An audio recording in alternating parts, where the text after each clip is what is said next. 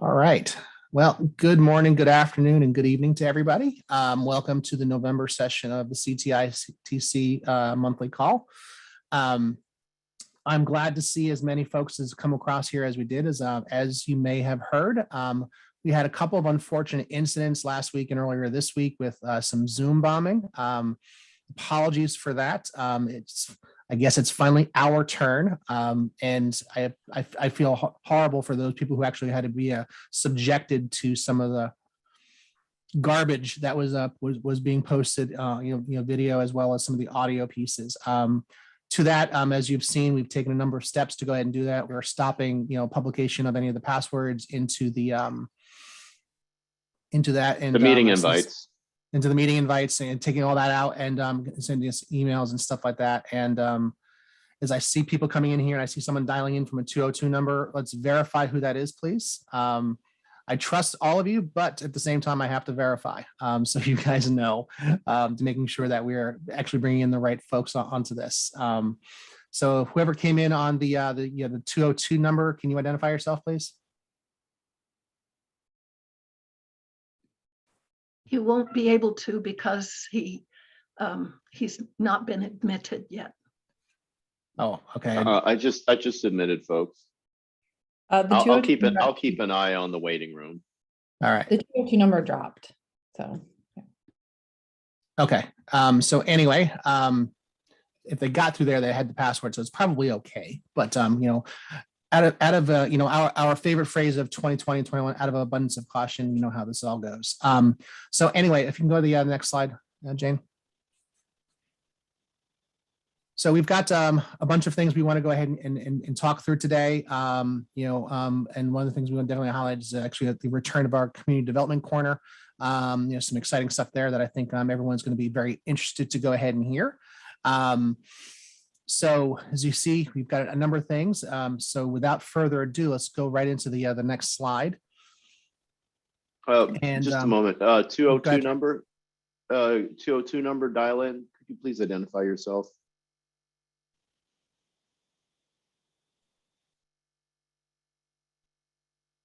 All right, I'm going to boot you.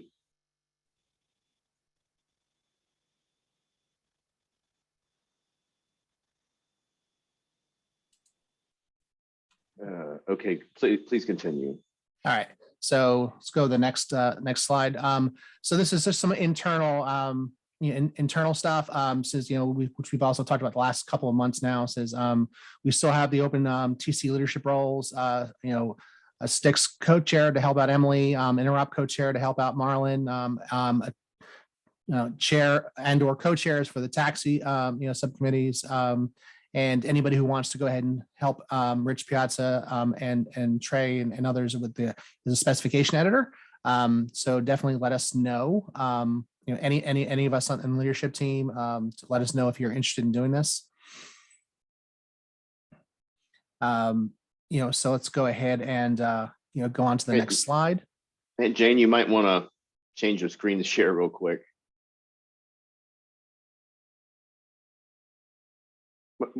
Try going in presentation mode. I think that should block notifications. Oh, okay. Yeah.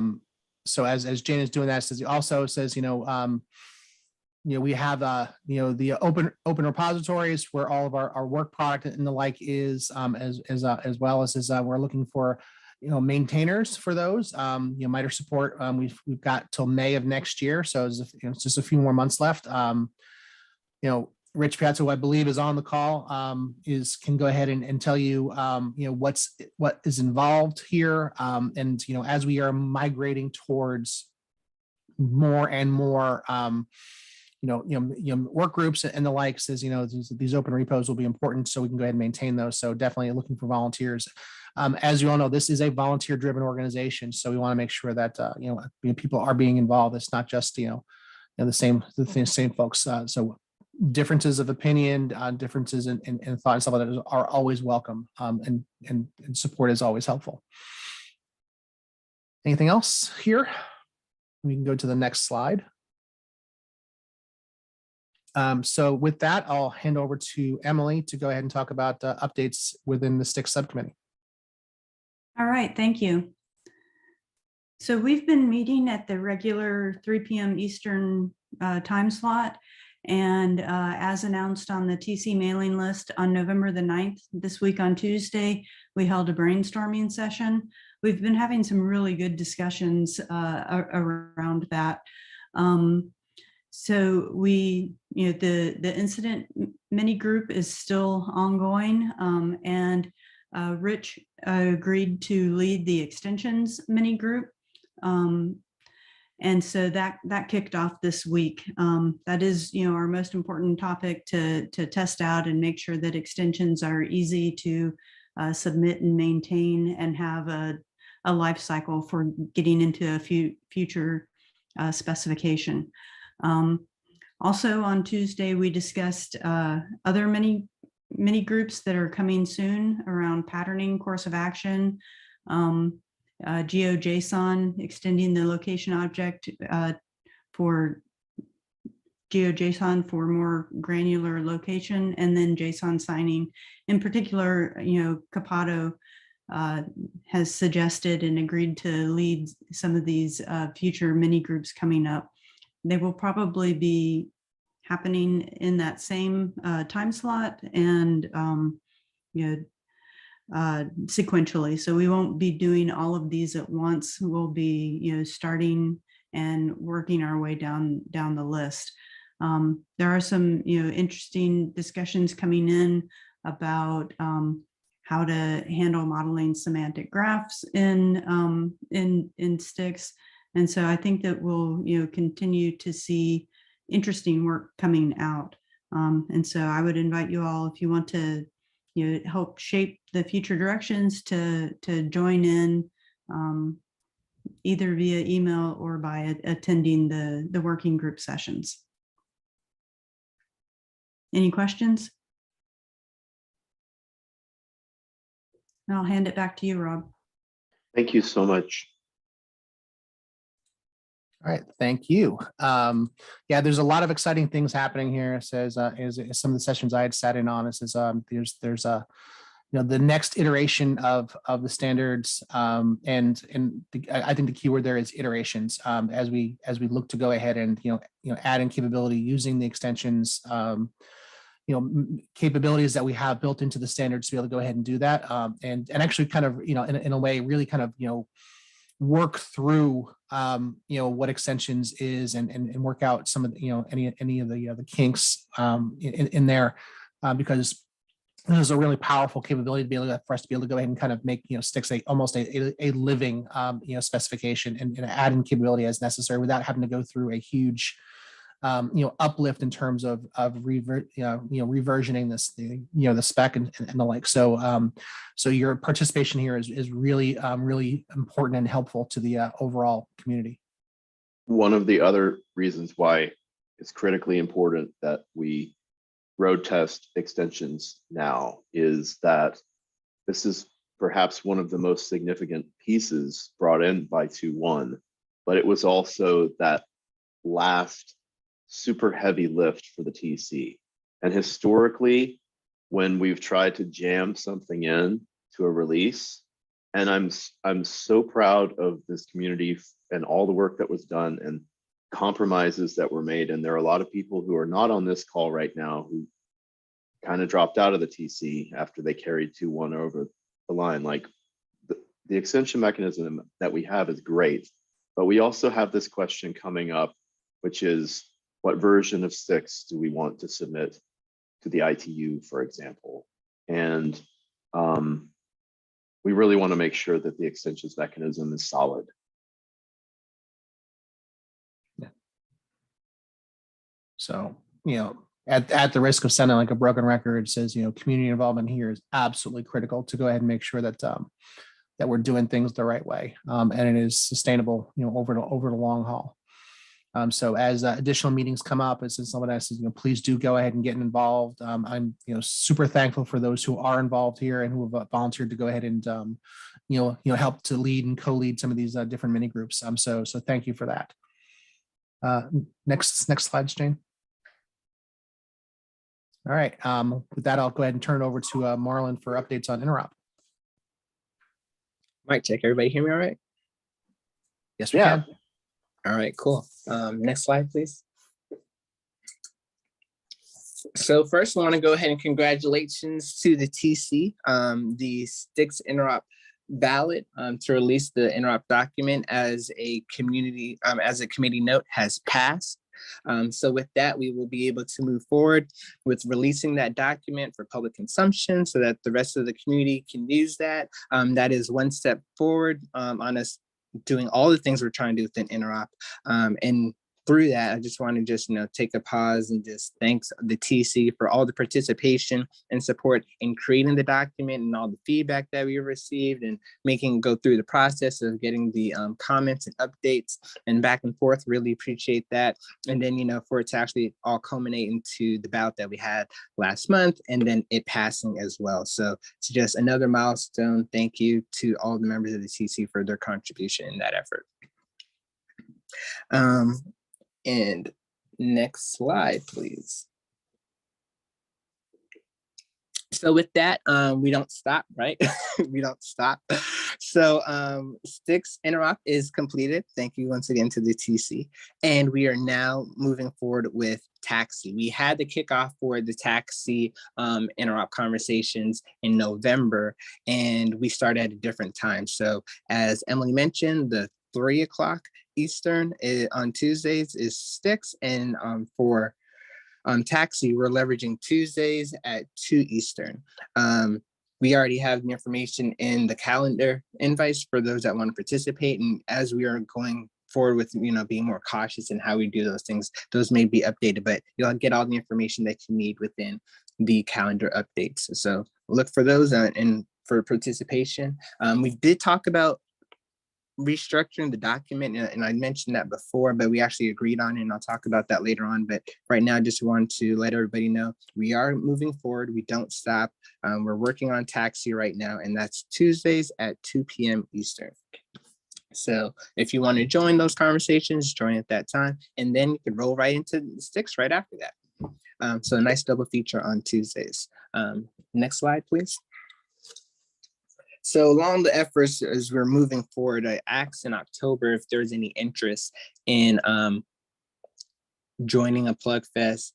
And through that, I provided an update slide, which is, hey, this is what a Plug Fest is. So if you're not familiar with a Plug Fest is an opportunity for vendors or to come together, or just implementers really to come together and to be able to determine some level of interoperability on some capability. What capability we're looking at? STIX. We're also possibly could be incorporating Taxi, and that'll be something that we can discuss through those PlugFest groups.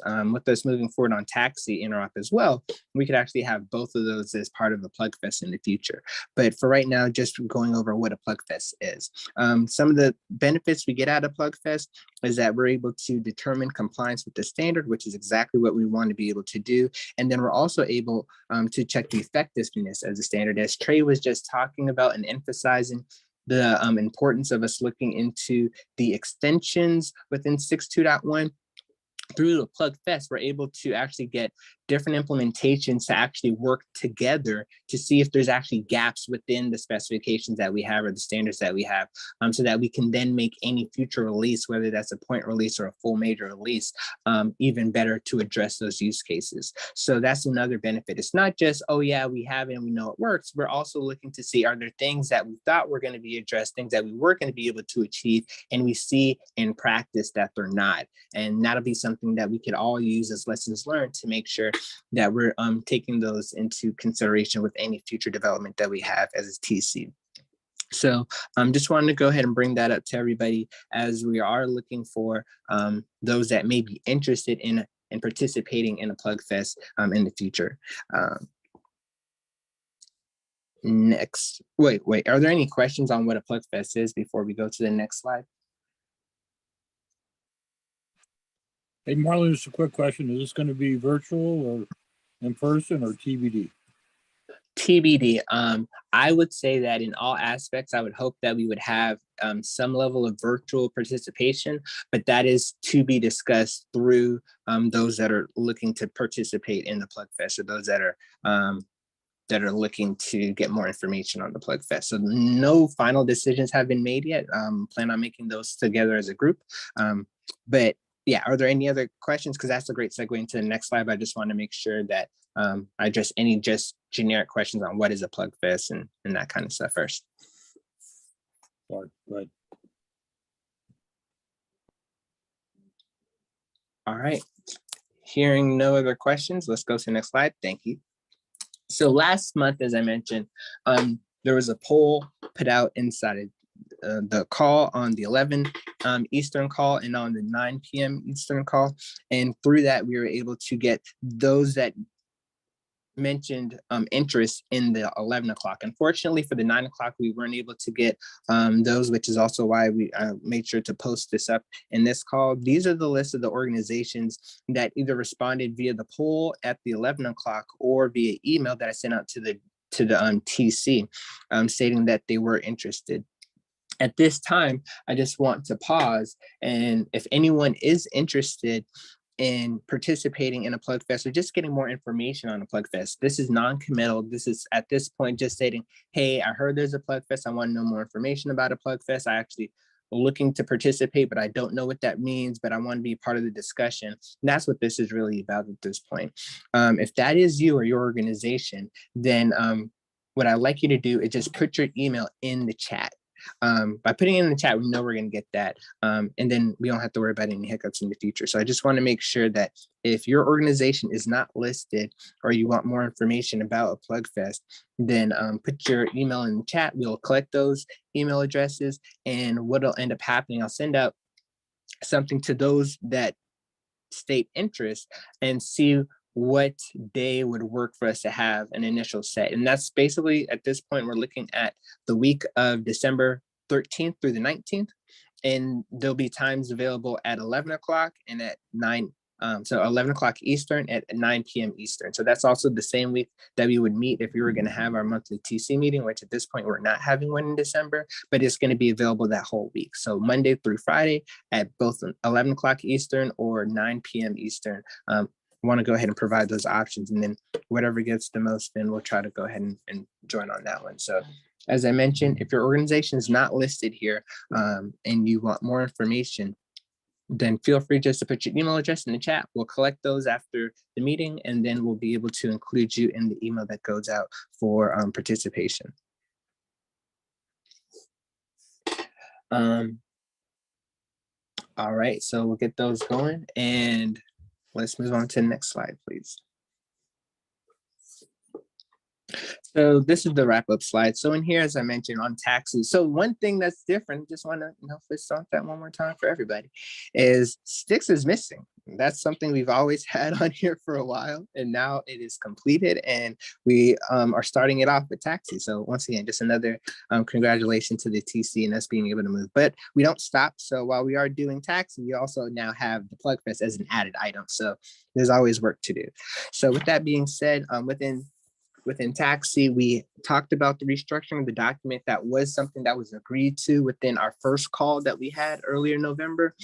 However, all those changes have not been incorporated into the document. So there's still some changes to be done as far as alignment, but we have been going over at a lower level some of the specific things as far as the technical requirements, the suggestions or normative requirements within the specification to include in the next version of the taxi documentation. And once we have those things fleshed out, then we'll be able to focus on the full restructuring of the document. We'll do that part in parallel, but then definitely going to use cases, which is going to be the meat of the document, and then the interop and checklist, which is always the last thing, and definitely crucial to us making sure we understand how all of it works together. As I mentioned, looking to have a Plug Fest intro session. This is non-committal once again, but it is for those that are looking to participate in a Plug Fest, and level of participation and details as far as whether it's going to be in person or remote, and even the timeline of when we're going to have it and the series of use cases we'll have to cover during it. All those things will be discussed during that meeting.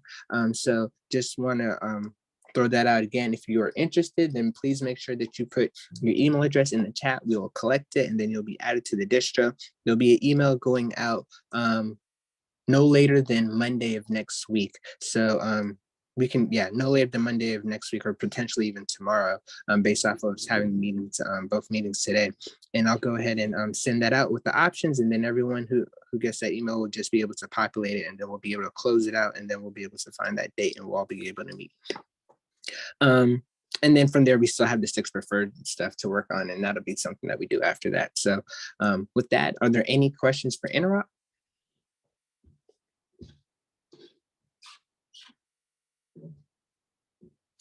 Seeing no questions, Jane, feel free to move to the next slide, next section. All right, so thank you very much, Marlon. Appreciate all the work that you do. Hey, everybody, Marlon could use some help. We could all use more help. It is my pleasure to introduce to you Christian Stewart. He's been a member of the TC for, I think, 2 or 3 years now. I forget. He works over at CIRCL. Many of you are no doubt familiar with MISP and some of the other great tools and data sources that the folks at CIRCL make available.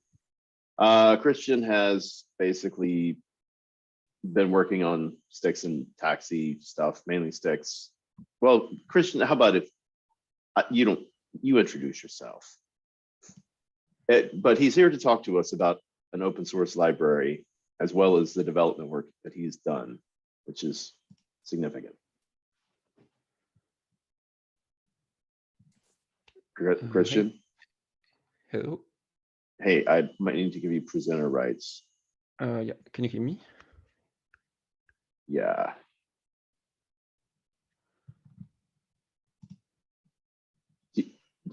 Are you presenting? Wait. Oh, I can't share my screen. Oh, hang on. Okay. Now, try. Yes, no, I can. Thanks. All right. All right. All right. If you can all see my screen, then I will start. Is my sound good enough? Yes, You yes, hear it's me very well? good. Thanks. And All we're right. seeing your screen too. All right. All good then. Hello. Good afternoon. Good morning. Yes, thanks for the introduction, Trey. My name is Christian. I'm working for CIRCL for 4 years now. I started working on the integration of STIX, first 1.1 and then 2.0 for the MISP platform.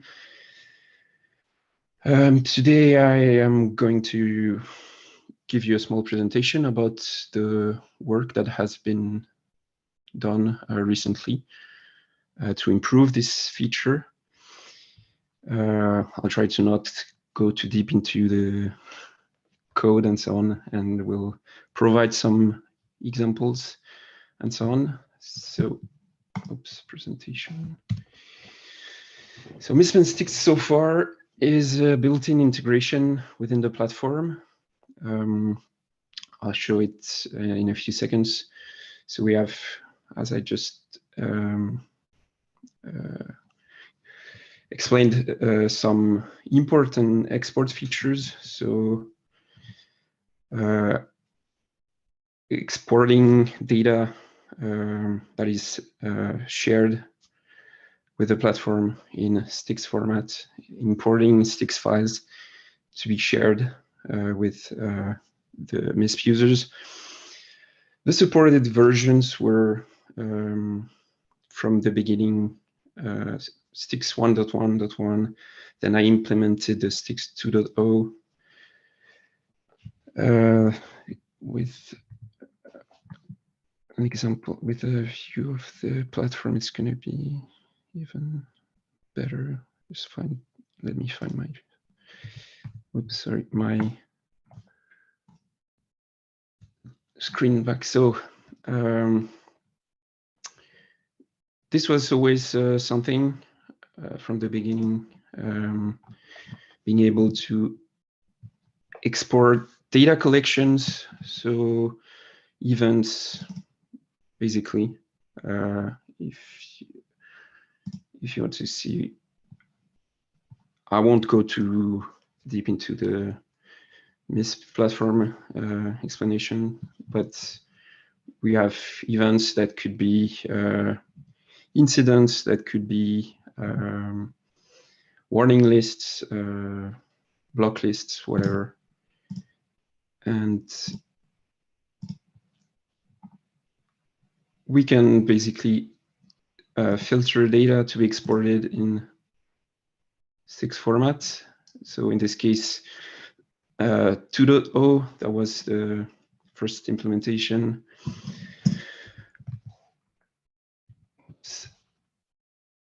So as I mentioned here, accessible via REST search, so we can automate those kind of features. With this kind of support and feature, we faced some limitations. So obviously, with the new versions, with 2.1 and so on, there was limitation here. And also with the data type support, I mentioned we always exported, well, we always were able to export MISP events. And recently we had a specific request to extend this functionality to basically export attributes. So attributes, for those who are not really used to our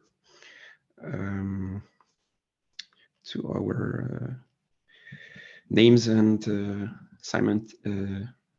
semantic terminology. Terminology, yes, thanks, Trey. Are basically IOCs. So right now, until no, sorry, let me start again. So the first implementation of this was we were able to export MISP events, which are incidents, which are lists.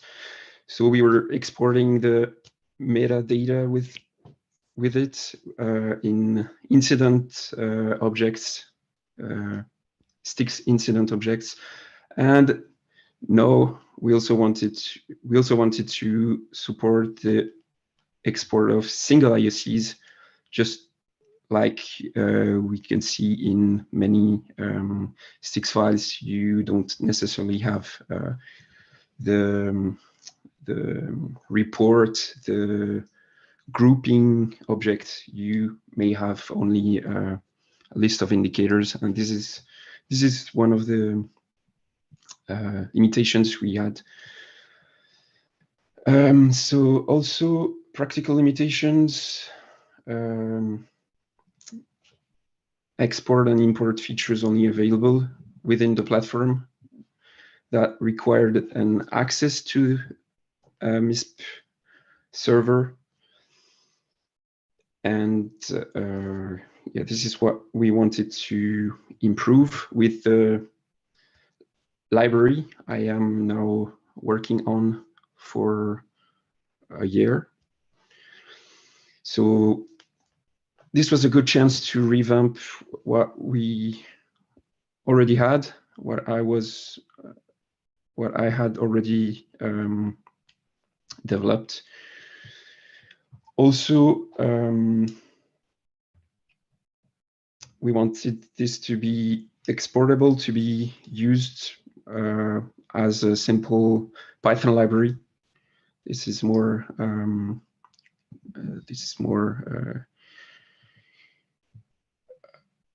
easily usable, and obviously it's more convenient than just having access to the feature within the MISP platform.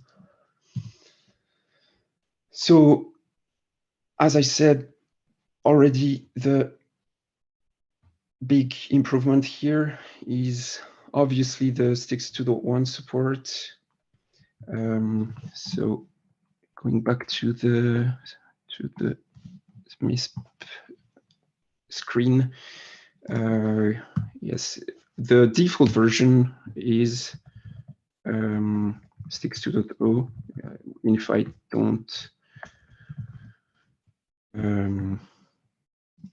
If I don't set this kind of filter, and here, whoops, here we have the same data exported in STIX 2.1. So this, from this point of view, from this screen, it's not much of a change, but in the background, I built a complete library that supports a lot of use cases, a lot of tests, and also what could be interesting, full documentation that I am working on at the same time. So basically, every time we implement something new in the code, I update the documentation. So we have also documentation for STIX 1. I'm going to jump on the documentation for STIX 2.1. As an example here, all the supported attribute types in MISP and their equivalent in STIX. This is the overview. We can have a very, very detailed view of what it is, how it is converted. If you want to have a look, everything is available on GitHub. So yes, mapping documentation, very important feature that was requested.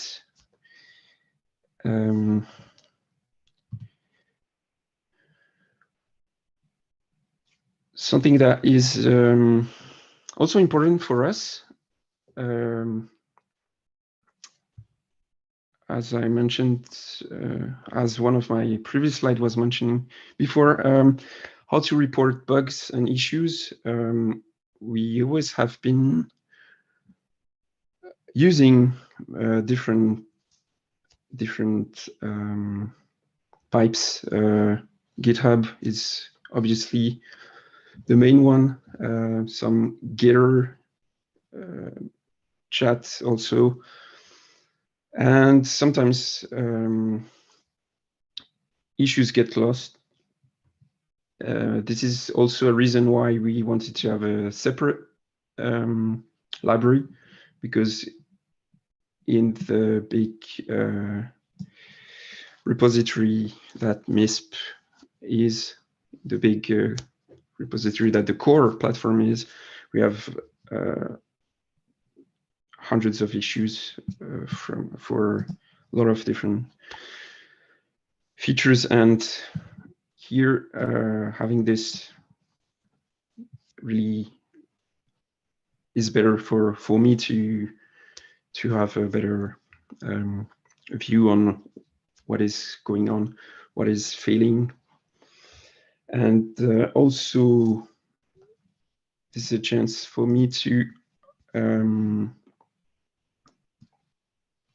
tell everyone here that we are really happy when we get feedbacks, when we get suggestions, when someone has a STIX file trying to trying to import it.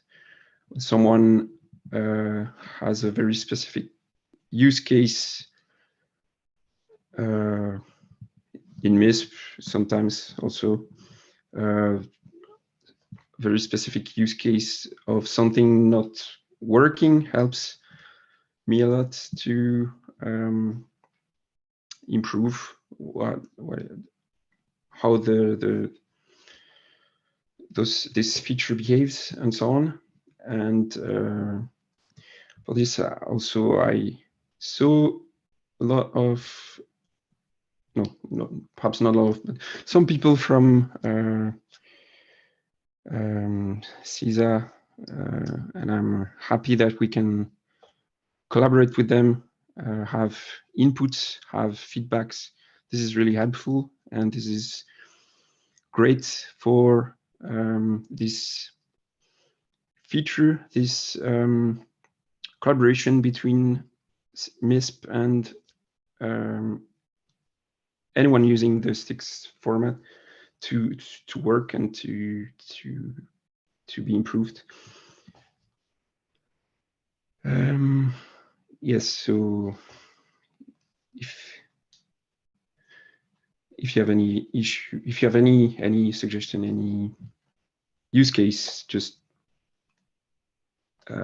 reach us and provide examples, whatever. Christian, oh, sorry. Yes. Excuse me. Never mind. Go ahead. Okay. So also this is an ongoing work. A lot of things to be done. I am currently working on the import feature because I've ported the export feature to the library. The import feature exists on MISP. I'm just going to do the same revamp for this feature with again more tests, more documentation. This is also going to be interesting because sometimes people are producing their own kind of format with custom fields, and this is where this is specifically where if you have any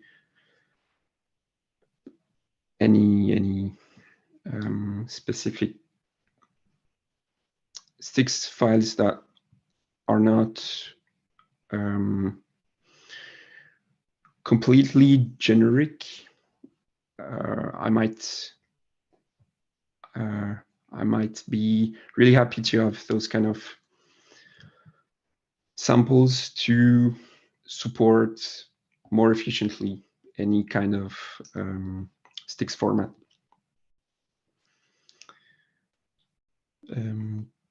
What else can I just add here? Yes, support of custom STIX format. This is already the case for STIX 1 with the CISA markings. We are really looking forward to supporting custom data, because everything that is generic, standard STIX formats should be supported, should be working as expected. If not, obviously raise an issue, and I'll have a look at it. And yes, supporting more test cases and so on. Those are the next improvements, continuous improvement and work. Perhaps Trey, you also wanted to have some Yes, I just wondered generally. Chat about taxi. Well, This is why more I'm just generally, using the. Mhm. From your perspective, having been Mhm. working at the coalface for more than a year, this was work that was funded by the European Commission mainly, right? Mhm. Yeah. Okay. So, like, you've So been yes, when I really started in 2017, that was funded by the European okay. Commission. Yes. So you've been like wrestling with STIX for a while. What are Mhm. some of the lessons that you've learned that might be useful for us? Well, usually the kind of issues we have are sometimes about the requirements. I mean, obviously, we are not against some hard requirements in the format, in the definition of the different data fields and so on. As an example, I always take the UIDs because it was first a really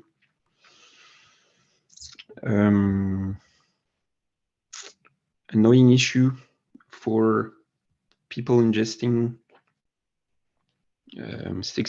STIX files. Usually what is exported from MISP should be UID v4, and I think I never had such issue. And then someone raised an issue because they wanted to import STIX data in MISP using the Python library, and I don't know from where they had their STIX file, but the UID enforcement was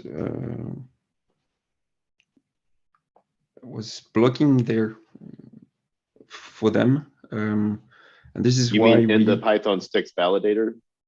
Yes, yes. Basically, what happens is just the Python library loads the document, and then the Python classes are just yeah. Everything is explained in the Python code as STIX objects and so on. But the loading the file was failing because of the UID enforcement, UID v4, and this was basically not even data from us.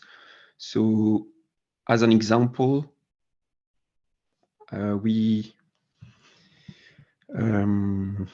forked the library to have a custom kind of version to have UIDs to support UIDs that are not always UID v4. This is one example. Perhaps Andras, if he wants to also say something, has another example. For the validation and the fork, or no, for regarding Trey's question about what we learned. And let's try to wrap this up in the next 5 minutes if we can. sure. Yeah, I mean, what Christian mentioned, I mean, it was a lot of back and forth with trying the implementations.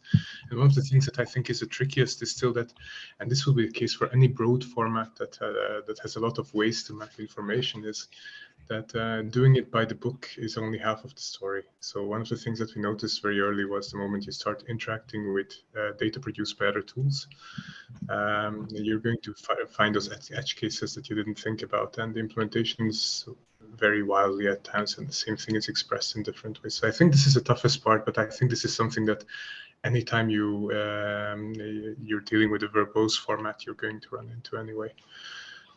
So yeah, I mean, I don't really have a good solution for that or ideas or lesson learned besides don't just assume that if you follow this spec that you're going to be compatible with everything out there.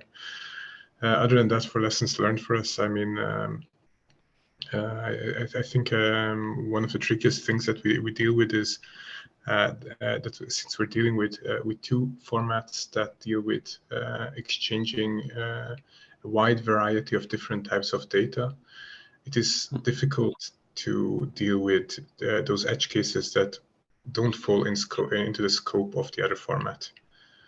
So I think Christian has already touched on custom mappings, but we ended up using quite a bit of custom mappings in the end. So for us, for example, being able to standardize on those custom mappings and having something like a standardized custom object repository would probably be the biggest benefit in the long term.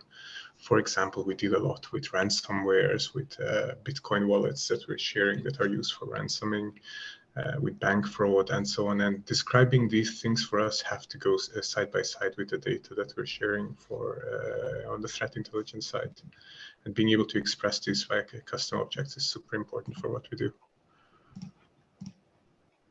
Well, toward that end, maybe you guys would like to take a crack at leading an effort to develop those as STIX extensions.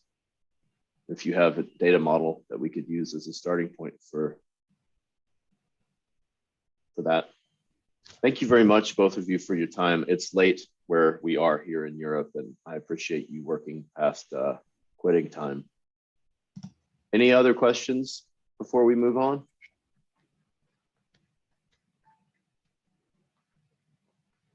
Okay. Let's see here. There's one from. So, Christian, I think you have to unshare your screen before I can share. Yes. Right.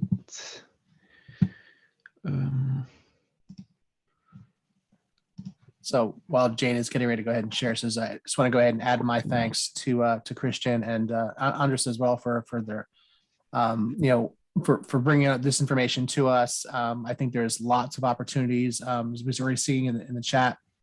There's a heavy usage of MISP within the community, and there's lots of opportunities for working through interop capabilities, understanding kind of where we may have gaps or issues that we have to work through within our interop documentation. So with the work that Marlon's doing, as well as with the extensions group. So as we get into kind of more customized things, how do we make sure that these are handled well within that? Pat, you have a quick question? Yeah, I'm sorry. I had a call from my boss in the middle of that. Where's Christian and Andres? Where's 6.2.1 support on the roadmap for MISP, roughly? It's already there for the export. So that was exactly the thing that Christian just released. So for export, it's already there. For import, it's on the way. Excellent. Thank you very much, sir. And Christian, thank you. All right, great. Thanks, Ross. Thanks. All right. So moving along. Next Yeah. slide, please, Jane.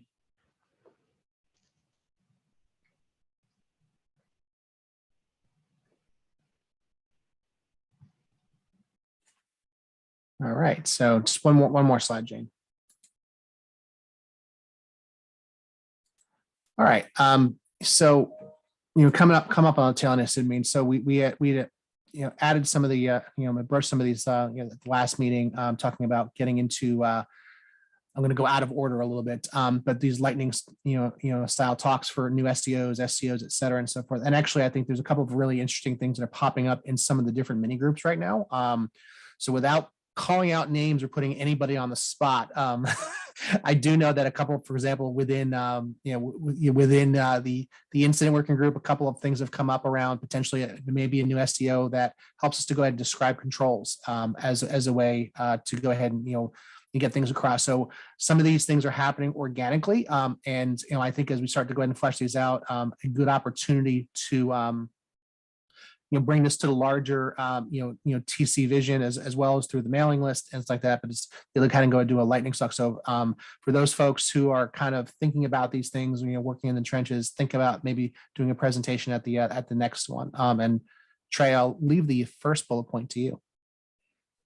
Well, so this is just a wild idea that I had, and I wanted to run it by all of you guys, since for those of you who may have forgotten or didn't get the message, we're trying to move away from this monthly TC call, a very briefing driven style of interaction where, you need to dial in to maintain your voting rights, toward a model where we have a TC call quarterly, which, like, unless we need, for whatever reason, if there's some conflict in the TC and we do an ad hoc one, but like that is a quarterly thing, and that we're going to record it a la, this is why we're recording this one. We're trying to figure out with OASIS how we're going to host this.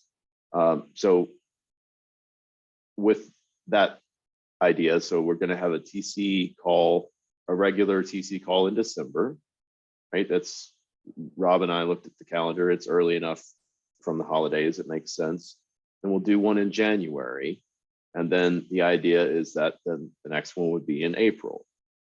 So if we're going to this quarterly TC call cadence, and I have not heard any objections. If you do have objections, we don't have time to address them right now, but reach out to me or we can bring it up on the list. But the question in my mind was, what can we do with the time? And there is this broad community of people out there, open source or closed source, whatever, tool makers, vendors, what have you, who are working on implementing STIX 2.1 and our Taxi 2.1.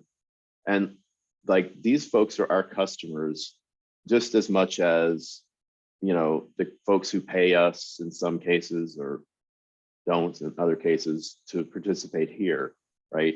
Like, anybody who's consuming the standard, who's using the standard, is in some way our customer. So I thought, what if somewhere about,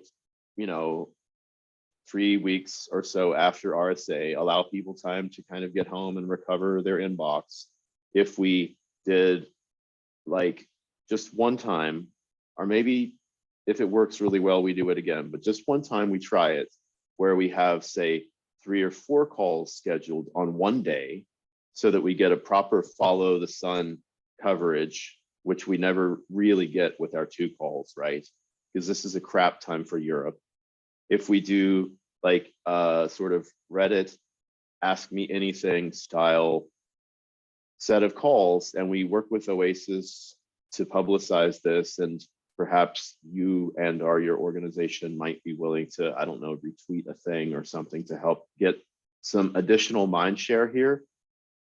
One, this would possibly serve as a useful feedback mechanism to capture some things in GitHub issues that we hear about on these calls. But 2, like, and really first and foremost, is it's an opportunity for us to draw some people into the community. Maybe there's somebody from some security vendor who's working on an implementation, but there's no way he's going to be able to sell his boss on an OASIS membership right now. Well, okay, whatever. Let's see if we can get that guy or gal slotted into working with a mini group on something that's covered by a contributor license agreement. Let's just use whatever sticky contacts we get from this event as a community building effort. That's end of my idea. Any thoughts?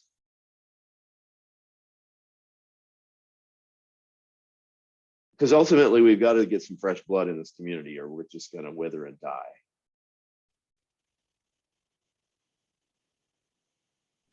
Pat, I see your hand still up.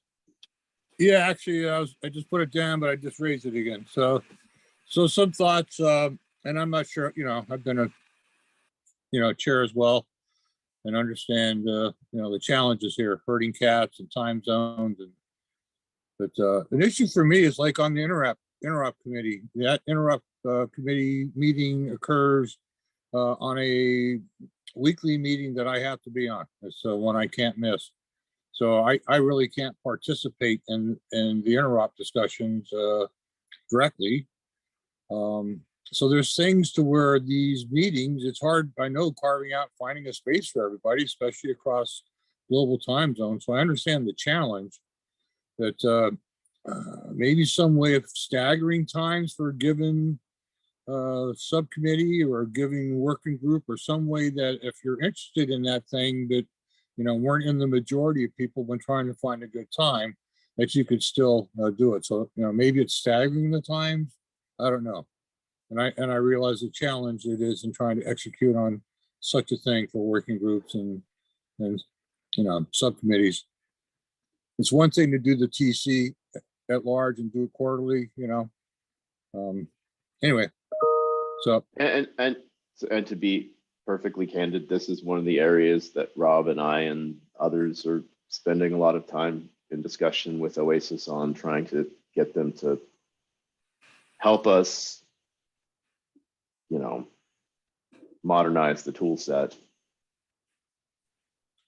yeah, I don't know if there's some way of a workflow methodology with a distributed group of people in different organizations and entities, some way for us, I'm going to say Slack, but I'm going to put it in quotes. So a way for us to engage topically on something and maybe hop on a face-to-face call, a session. Anyway, so it's, you know, some methodology to where we could organize and gather ourselves tactically, and not have to worry about carving out a specific time and date for recurring meetings, but be able to kind of swarm. So Pat, you know? mindful of the time, and I know people are going to have to drop off, but what we're trying to achieve is a model where basically, let's say that you and 3 other people happen to be online on Slack talking about the incident extension at a particular point in time, that we would have a very clear sort of like 7 or 8 bullet points. Like, this is how you do an ad hoc working call. Like, this is how you notify the TC, you know, so that if anybody else is online and they want to join, that they can, or whatever. But we're trying to make, within the constraints of the tools we have, at least, you know, to put some pieces in place to help you transcend time. Like, you may not be able to make the interop call, but maybe you're in a discussion 6 hours later with a few folks talking about interop, and say, hey, you guys want to hop on a call together and look at the document together. We're trying to evolve toward that model. Sounds like you're already headed down that path. So great. Yeah. All right. Let me know if I can help. Yeah, I think the key here is working with OASIS to go ahead and learn how to go ahead and modernize, and I'll air quote modernize. As we kind of joke, it says, and I'm not afraid to go ahead and say it on a recording. It says, you know, for an organization that is used to go ahead and maintaining XML standards, we've got a bit of a ways to go ahead and go. You know, we as a TC, I think we have pulled OASIS forward in more ways than we can count, in terms of how you do these kinds of things in modern times, and there's still obviously gaps that we have to go ahead and fill. So these are all valid points that we hear, and we are working diligently to go ahead and figure out a way to go ahead and do that in a way that makes the most sense, is the most inclusionary, and offers the most opportunities for participation. But unfortunately, our time is up. So thank you for joining today. Thanks for working through the open meeting issues that we have had in the past week. I appreciate that as many of you came across. We will repeat most of this session again at 9 o'clock. Says I'd love for Christian and team to go ahead and present for our APAC, but I also know it's like 3 a.m. for you guys, so that's why we recorded today. So again, thank you to the folks from CIRCL for coming in today. Really appreciate that, and we'll have some updates out there, and when we meet again next month. Take care. Bye, all.